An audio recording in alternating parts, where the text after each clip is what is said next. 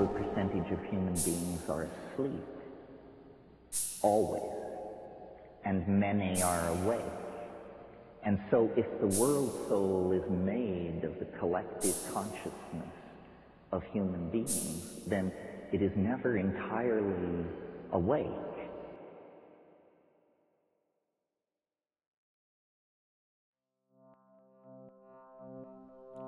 I once wandered through darkness, traveling silently through a lightless void. And though my eyes see nothing, I know the space is vast. Suddenly I come upon a red door, which beckons me, as if it found me instead of I it.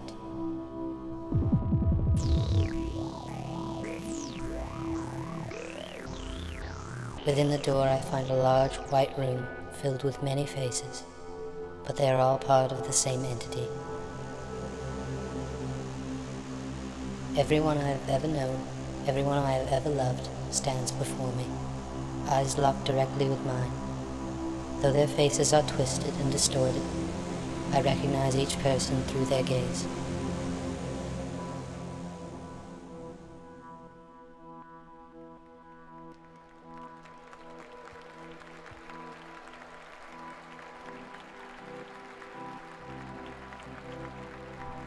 Breaking out into applause, they tell me they are actors, and that everything I have ever known to this point has simply been a test.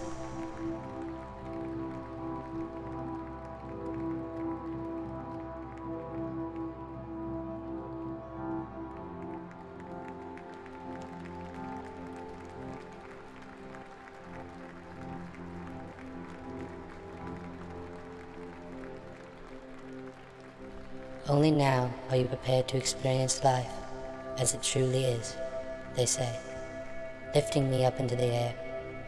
I begin to float away gently, and though I know not what the future holds, I ascend without fear.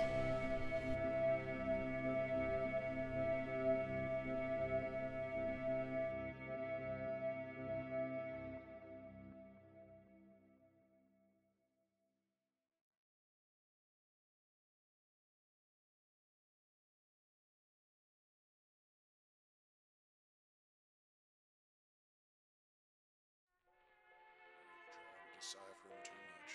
It's hard to get a whole lot out of them after all. I mean, they're all typically strange in their own way. I mean, you could be convinced you're about to die, and 5 minutes later you wake up, you can't even remember how or why. Fucking crazy.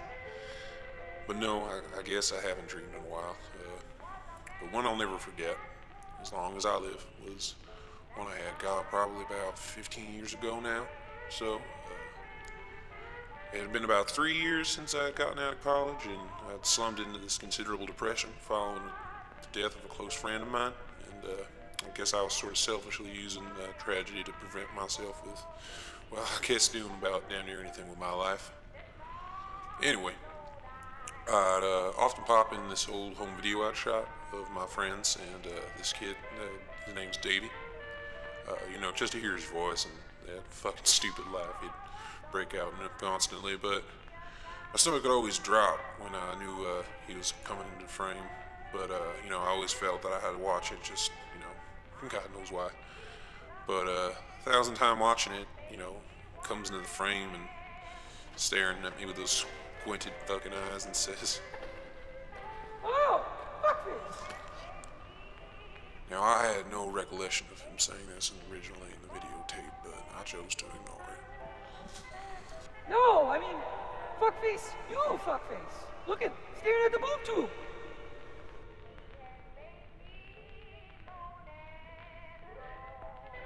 There you go, kid. I always knew that he was smarter than they all gave you credit for, but come on, what are you doing? I gotta sit here in this fucking box every day watching you, watching repressing fucking videotapes of me?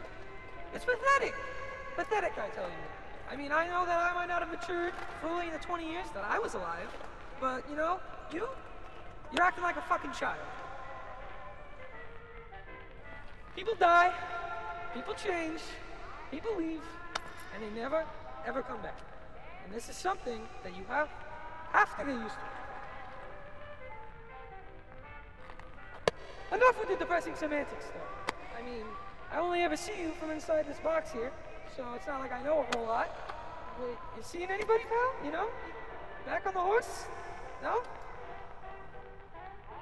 Of course you know. I've seen single-cell, self-replicating organisms that have a more exciting sex life than you. I mean, what happened? Come on. What's that girl that you were always raving about back in, I think sophomore year or something? The one that you always thought was too good to jerk off? Eloise. Eloise, that's the one. Come on, I thought you had something good going on there. I mean, and by good, I mean you spoke more than 5 words to her, in total, and that's more than any of the words that you've spoken to a woman in the 5 years since I died, so give me a fucking break. You're killing me.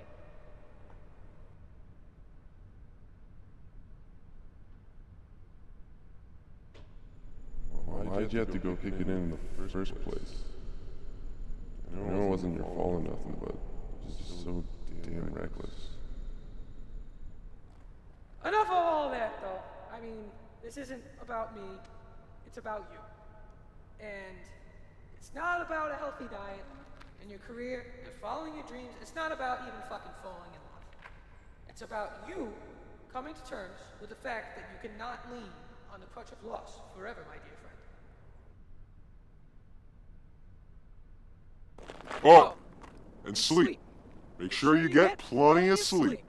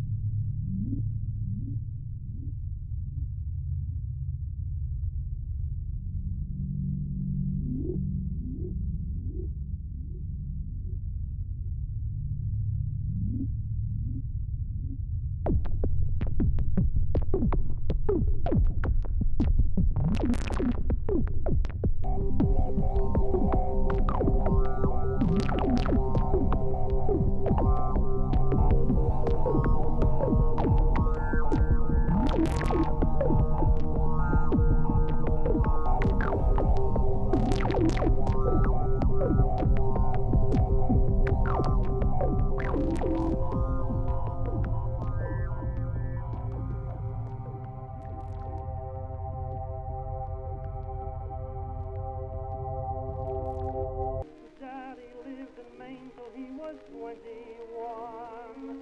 Mother lived in Dixie neath the southern sun. Neither knew each other till the day they met. That's not the strangest part yet. After they were married for a year, you'll see, someone introduced me to the family. Lucky thing that we all met the way we did, or I'd been the lonesomest kid.